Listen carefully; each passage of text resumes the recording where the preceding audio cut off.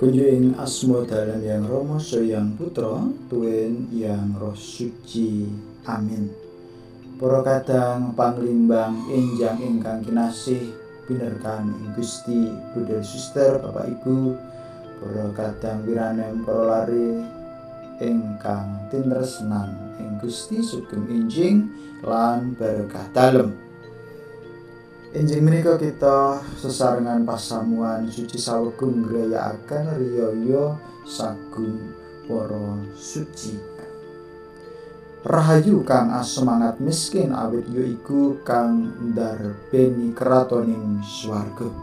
Para kadang kinasih waosan-waosan ingkang kita midhangetaken ingkang kita lelimbang ing riyaya sagung para suci ing dinten menika paring pemut dhateng kita kados pundi menggah anggenipun dados tiyang ingkang suci santo santa menika.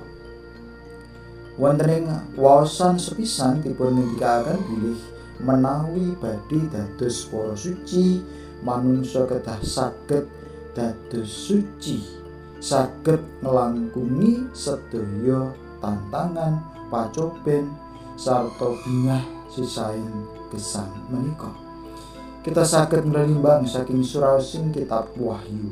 Wong-wong iku biyen padha ngalami panganiaya gegirisi lan panganggone dikumbah mawa rai sang cempe. Ayat menika astunipun paring gegambaran bilih para suci inggih menika tiyang ingkang menang saking sedaya pacoben ingkang dipun panggihi. Pacoben anggenipun tansah setya tuhu kanthi supenuh iman lan asih tresna dhateng Gusti. Tiyang ingkang suci inggih menika tiyang ingkang prasaja lan ugi pemenang ingkang sejati. Para kadang sumitra dalem ing Sang Kristus. Rah dalem Sang Kristus menika raing cempening Allah ingkang sampun kakurbanaken kagem kawilujengan karhayon kita sedaya. Piyambakipun Gusti Yesus menika ingkang ndadosaken kita kuwagang lan menang lumawan sedaya pacobening gesang.